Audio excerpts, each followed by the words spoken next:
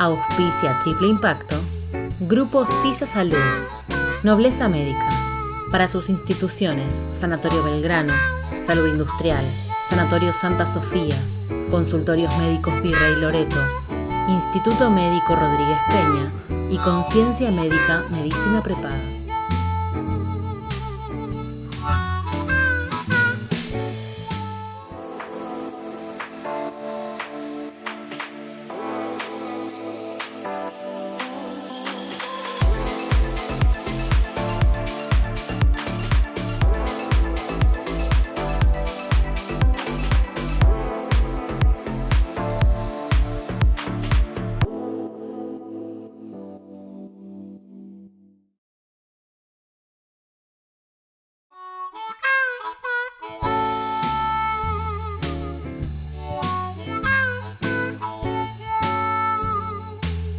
¿Qué tal? ¿Cómo les va? Bienvenidos a una nueva emisión de Triple Impacto. Hola, Vero. Hola, ¿cómo estás, Marcelo? Bien. Muy contenta porque vamos a tener una charla dedicada exclusivamente a las personas y es algo que nos interesa muchísimo. Qué bueno. ¿Y con quién? Vamos a entrevistar a Paula Molinari, ya van a saber de quién se trata. Es una persona que se dedica principalmente a gestionar ese cambio cultural que hace falta en las personas para que puedan transitar este nuevo mundo que vivimos. Y en ese nuevo mundo, que sea un mundo sustentable. Buenísimo, ansioso por verla. Allá vamos.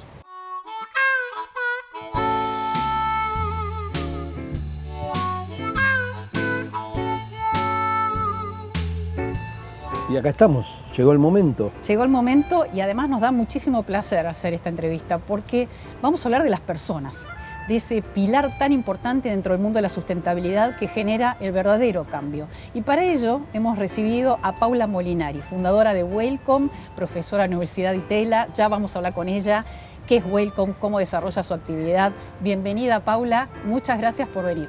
Bueno, muchas gracias por la invitación a los dos, Vero, Marcelo, un placer. Vamos a empezar por contarle a la gente, a nuestra audiencia, ¿qué es lo que vos hacés? Hacés muchas cosas, pero quiero que se los contemos. Bueno, yo fundé un pequeño grupo empresario que se dedica todo a servicios profesionales ligados con transformación. Entonces está Welcome Argentina, Welcome Perú, que son consultoras de cambio organizacional. El Salto, que es una consultora que apoya a empresas en procesos de profesionalización. Y Aviert, que es nuestra empresa de contenidos digitales. Ok. Y vamos a empezar, me disparaste esta primera pregunta y creo que por ahí vamos a arrancar. ¿Qué pasa con el liderazgo en las organizaciones? ¿Cómo se hace para gestionar un cambio que permee de arriba hacia abajo? Bueno, es un tema que es fundamental porque en realidad es muy difícil lograr cambios si vos no tenés líderes que piensan con una lógica nueva. Entonces, de alguna manera, hay una frase que a mí me encanta de Peter Drucker que usa un montón, que dice: en épocas de turbulencia el problema no es la turbulencia misma, sino actuar con la lógica del pasado. Es una frase buenísima. Es buenísima. Buenísima. Entonces el tema es, vos tenés un montón de gente instalada con una lógica del pasado, cuando en el contexto, en el mundo, están pasando otras cosas. Cuando se necesita operar, funcionar de otra manera, se necesita priorizar las cosas de otra manera, poner otras cosas en la agenda. Por ejemplo, el tema de sustentabilidad, que es necesario meterlo dentro de la agenda, pero si vos funcionás con la lógica del pasado, esto es imposible. Entonces, la gran limitante que tienen las organizaciones es con qué lógica operan sus niveles de decisión, la gente que está en los niveles de decisión. Y es por eso que yo en los últimos 3 años aumenté la cantidad de horas que me dedico a cambiar la lógica con la que operan los líderes, porque me di cuenta que era ridículo entrar queriendo transformar a nivel de mandos medios si después no tenías en los niveles directivos una lógica que de alguna manera impulsara ese cambio. ¿Y cómo se trabaja? ¿Cómo se genera ese cambio de mindset? ¿Cómo se llega? No es un trabajo sencillo. No, imagino que no. Es un trabajo sencillo. Yo tengo unas preguntas para después tremendas con esto que están diciendo ustedes. Está muy buena la pregunta porque en realidad no es un trabajo sencillo porque, digamos, lavado de cerebro no existe. No existe. Claro. Es mentira. No existe. Claro. No existe. Y en realidad lo que tenés que hacer, eso entra dentro de lo que es aprendizaje, en lo que se llama aprendizaje transformacional, que implica que vos desaprendés algo para aprender una cosa nueva. Y es mucho más complicado desaprender que aprender. Entonces vos lo que tenés que hacer es primero llevar a la esfera consciente la forma de operar de esa persona, que es inconsciente, porque nosotros todos tenemos cargados un sistema operativo con el que operamos y no somos conscientes, y que te dice qué está bien, qué está mal, qué es bueno, qué es malo, qué es excelente, qué es lindo, qué es feo, pero vos operás con eso y no sos consciente. Entonces, para poder desaprenderlo tenés que traer a la conciencia. Ahí, entonces sí lo podés borrar, haces delete, lo borrás y empezás a incluir cosas nuevas, pero es un trabajo. Ahí tengo una pregunta por Dale. ahí más concreta. En general, el dueño, y vos trabajaste mucho con dueños, es un exitoso y se percibe un tremendo, ¿viste? La reencarnación de la tostada, digamos, como si decimos en el barrio, y que muy pocas cosas le quedan por aprender. Sin embargo, la realidad acaba de hacer que todos aquellos vivos pasaron a ser los últimos giles. ¿Cómo haces eso que decís para que un señor como ese, que hasta acá llegó con éxito, pero que si sigue así, el éxito va a ser justamente lo inverso, ¿cómo haces para cambiarle ese seteo mental a alguien? Vos que trabajás con pymes que tienen un dueño y no son las corporaciones que ya, como bien Mira, dijiste, yo trabajo con pymes desde El Salto y con corporaciones desde Wellcome, y yo te digo que veo más dificultad en las corporaciones que en las pymes. Mirá. Qué Y te voy a interesante. explicar por qué. En realidad, el dueño en la pyme será la reencarnación de la tostada, como vos decís, que eso me encantó, que no la tenía. Pero está muy alerta y muy conectado con el entorno y con el contexto. se lo percibe antes. Claro, entonces de alguna manera es mucho más fácil que sienta la urgencia y que pueda tomar decisiones rápidamente. ¿Está bien? Claro. Que pueda o que no. Entonces vos ves algunos que sí que pueden, y entonces ves de alguna manera algunos empresarios que tienen muchísimo coraje y que toman decisiones muy jugadas en un contexto que requiere, o sea, vamos a partir como hipótesis que hoy no hay sector de actividad, no hay empresa grande, chica, que no tenga que encarar transformaciones, porque el contexto ha cambiado tanto que todos, desde el mundo agropecuario al mundo de la minería, a todos los sectores de actividad tienen que encarar transformaciones. Bueno, normalmente este dueño está mucho más conectado con su contexto, con el competidor, con el cliente. Es más, a veces hasta él mismo va a la cámara empresaria. Claro. ¿Verdad? Entonces tiene una sensibilidad un poco mayor. Bueno, depende de su agilidad de transformación y de su agilidad de aprendizaje si puede encarar cambios o no. Sin embargo, en el mundo corporativo, a veces, que generalmente hay más gente, a veces los que toman decisiones están muy distantes del campo de batalla. Y a veces entonces no tienen ese feeling de la urgencia. Están en la burbuja. Y aparte no son los accionistas, ¿entendés? Claro. Con lo cual es mucho más, a veces quedan y persisten en la zona de confort y en mantener el statu quo. Ahora, una vez que el cambio se logra, ¿no? Vamos a la segunda fase. Lográs ese cambio de mindset en el liderazgo de una organización. ¿Cómo lo traslada al resto de la compañía? ¿Lo convierte en parte de su core, digamos, como negocio, de su estrategia? ¿Busca perfiles en las búsquedas laborales que tengan algún tipo de compromiso social? Es decir, ¿desde qué lugares lo transita? En realidad es de múltiples lugares, no es de uno solo, o sea, no hay una respuesta. Muchas veces necesitas tener nuevas capacidades que no las tenés internamente, y eso hace que llame gente nueva con capacidades nuevas, porque te es muy lento hacer que la gente que está internamente las incorpore. Claro. Entonces aparece gente nueva. Necesitas absolutamente tener gente joven, porque la gente joven es la que entiende muchísimo más, no es la que tiene que reaprender, es la que aprende de una, claro. Entonces es mucho más ágil. Después necesitas modificar procesos, cambiar prioridades, redefinir estratégicas y reorientar el propósito de las organizaciones. Si vos ves las definiciones de propósitos de las organizaciones de hace 20 años, ninguna es glamorosa, ni funciona, ni seduce a nadie en el mundo de hoy. Ninguna. Qué interesante esto. Es verdad eso que sí. Solo 20 años. Solo 20 años, por ejemplo, nuestro objetivo es dar soporte a nuestros clientes. Claro. ¿Qué vende? ¿No? ¿Columnas? Con lo cual vos tenés hoy hasta desde los niveles más altos el repensar el propósito de la organización, o sea, cuál es el aporte que hace al mundo esta organización, y de alguna manera eso después te determina los nuevos proyectos, las áreas, las necesidades de capacidades. Entonces, terminás Todo, es un tocando universo todo. amplio. Terminás tocando todo. ¿Y la vos? tecnología que vas a incorporar. ¿Vos tomás contacto con cada área de la compañía? ¿Cómo Eso haces? eso depende porque a veces los proyectos de transformación es en un área.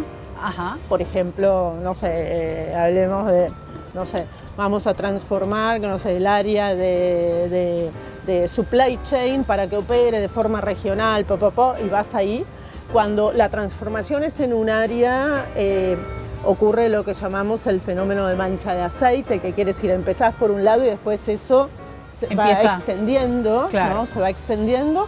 A veces hay situaciones donde hay bajadas que van de arriba hacia abajo, o de la corporación, o sea, de las oficinas corporativas hacia las filiales, y entonces empieza con declaraciones, pero las declaraciones no aseguran el cambio, tenés que ir a bajarlo a la gestión, con lo cual necesitas traductores a la gestión de todo ese cambio, y a veces también se genera con cambio de líderes, porque hay organizaciones que no pueden esperar que el cambio sea orgánico y que tienen que traer nuevos líderes ya directamente con un nuevo mindset, claro, para operar de otra forma. Y esto lo vas a ver, por ejemplo, en corporaciones que han sido muy exitosas en el siglo XX, ponele algunos bancos, y que de alguna manera para funcionar de forma distinta necesitan cambiar todo el management.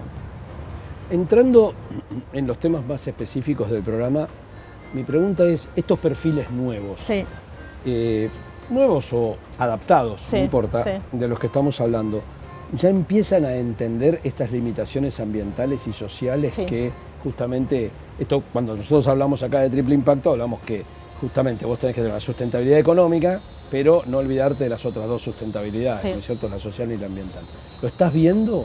Es que entra dentro del repertorio de nuevos líderes. Claro, porque ahí vos ves al personaje, entonces nos interesa mucho eso. Pero entra como piña, o sea, no puede no entrar. O sea, y de alguna manera, desde un punto de vista teórico, las organizaciones del pasado miraban de adentro hacia afuera y las organizaciones nuevas miran de afuera hacia adentro. Ese mirar de afuera hacia adentro marca otra agenda. Claro. ¿Está bien? La otra cosa es que cuando la organización de antes era totalmente endogámica, la organización moderna es totalmente ecosistémica, por lo cual opera dentro de un sistema, entonces no opera aislada del sistema, opera como sistema abierto dentro de un sistema. Entonces, todo lo que es generar mayor salud organizacional para la comunidad, para la sociedad, entra dentro de la agenda, y en salud vos pones los temas sociales y pones los temas que tienen que ver con lo ambiental. Quiere decir que entra, o sea, no puede no estar en la agenda. O sea, es más, es uno de los grandísimos cambios.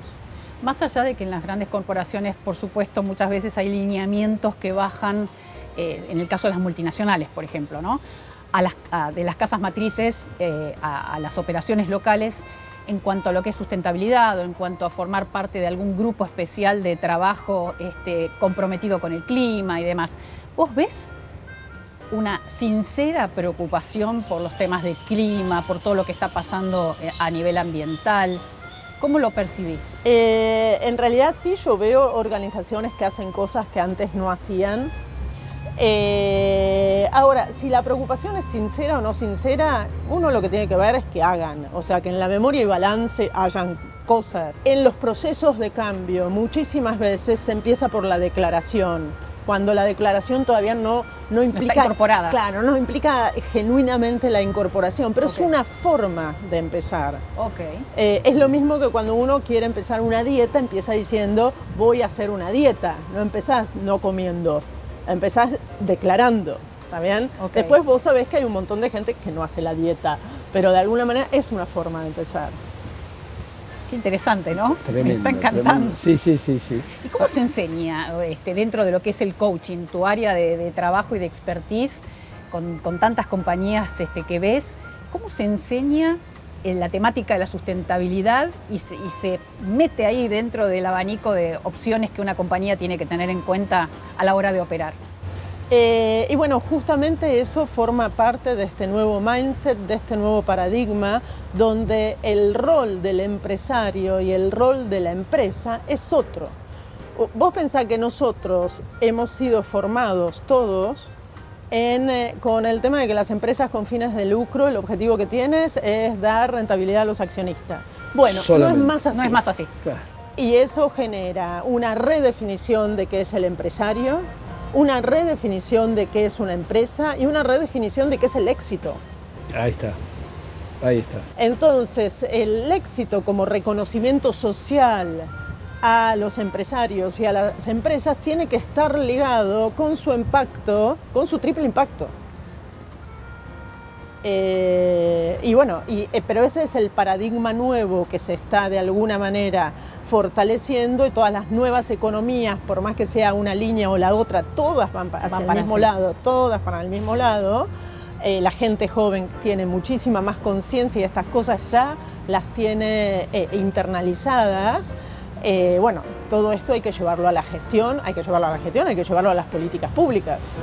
Ahí quería llegar, porque también queda claro que desde lo privado hay un esfuerzo grande, hay una corriente que ya es indetenible, digamos, lo tenemos claro todos, por más que en algunos casos todavía no se ve tan explícitamente, pero da la sensación que a veces el marco regulatorio se nos va quedando atrás, ¿no? Y hay temas, nosotros lo venimos estudiando en el programa, hay temas por ahí ambientales en el que Argentina está bastante bien, el marco regulatorio, pero en muchos otros atrasamos 1000 años. ¿Cómo se logra, ya que usamos la palabra impacto y nos encanta, cómo se logra poder impactar en las políticas públicas? ¿Cómo se hace?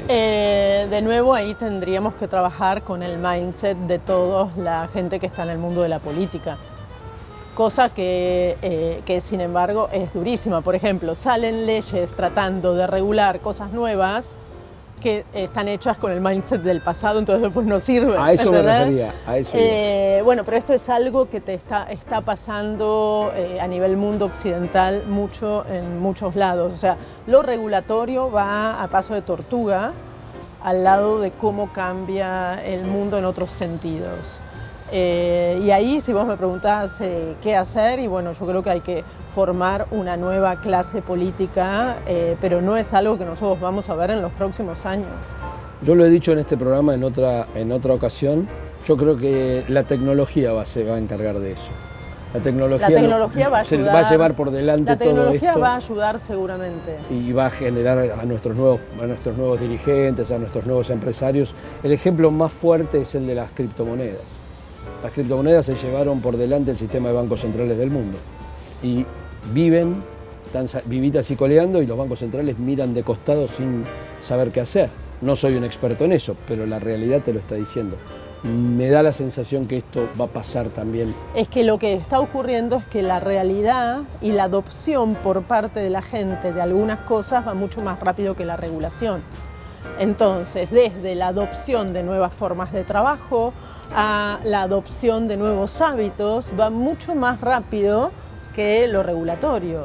Y entonces esto te muestra cómo lo regulatorio es una forma de operar por ahí mucho más del pasado, y que habría que buscar otras formas de operar. Pero si vos me preguntás cuáles son, no tengo la más mínima idea. Pero sí lo que se nota es el descalce. Claramente. Siempre en las compañías se empezó por la misión, visión y valores, pero pocas veces dentro de esos valores se puso la sustentabilidad como un pilar.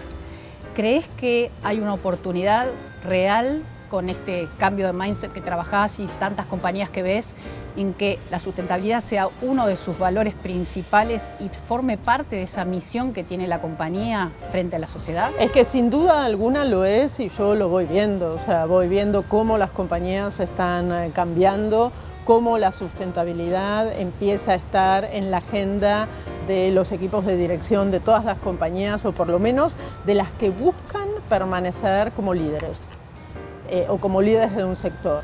Después, como siempre, en estas situaciones de grandísimos cambios, nosotros vamos a ver algunas compañías que han sido baluarte del siglo XX que van a desaparecer.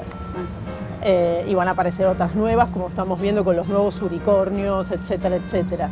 Pero si vos vas a ver cualquier compañía nueva, el discurso, o sea, el storytelling, el wording, la forma en que hablan y que eso ya tiene incorporado los temas de sustentabilidad, el tema de impacto social, impacto ambiental, la preocupación por los empleados, el querer hacer el lugar de trabajo un lugar donde todo el mundo sea feliz, y determinadas cosas que tienen que ver con una nueva lógica.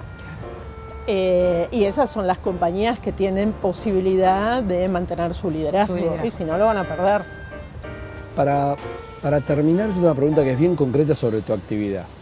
En tu actividad específica, con todo esto que nos contaste que haces y demás, ¿la demanda crece o está estable? A ver, Eso nos da una respuesta, un indicador muy fuerte, ¿no? La demanda crece, yo te diría que la demanda crece, aunque uno ve las grandísimas dificultades que trae aparejado el cambio.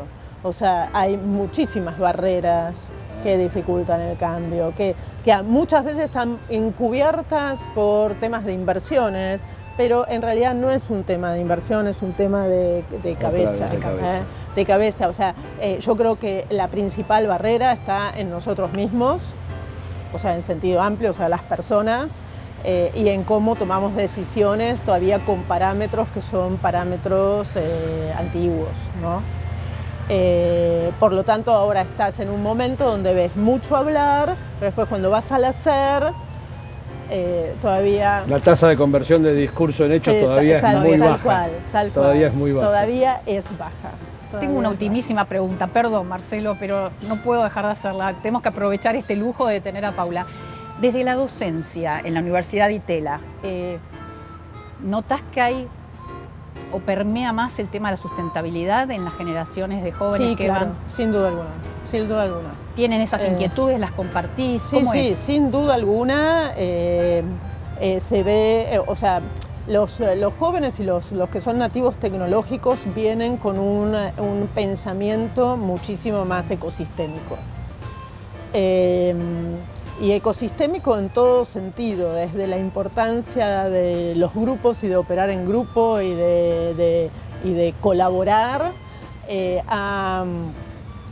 a la creencia de que todo el mundo opera con intención positiva, que eso es muy bueno porque de alguna manera es un espíritu optimista, y la preocupación por el cuidado del ecosistema y la corresponsabilidad por el ecosistema. Sí, yo creo que viene mucho más de la mano de las nuevas generaciones, que vienen mucho más espontáneamente. La academia todavía está muy formateada en el mundo del pasado. Atrás. Todavía. Entonces necesitaríamos un impulso muy fuerte de la academia para la formación de los nuevos líderes del futuro, ¿no? Claro. Pero ¿y por qué está todavía muy formateada en el pasado? Y por un tema de liderazgo de la misma academia. Claro. ¿No? Todo converge. Entonces, todo va a parar al mismo lugar. Al mismo lugar. Muchísimas gracias, Paula, me encantó. Gracias por este baño de modernidad que nos dimos. Nos dimos un baño de modernidad. Nos dimos un baño de sustentabilidad. Exactamente. Bueno, qué bueno. Seguimos con más Triple Impacto.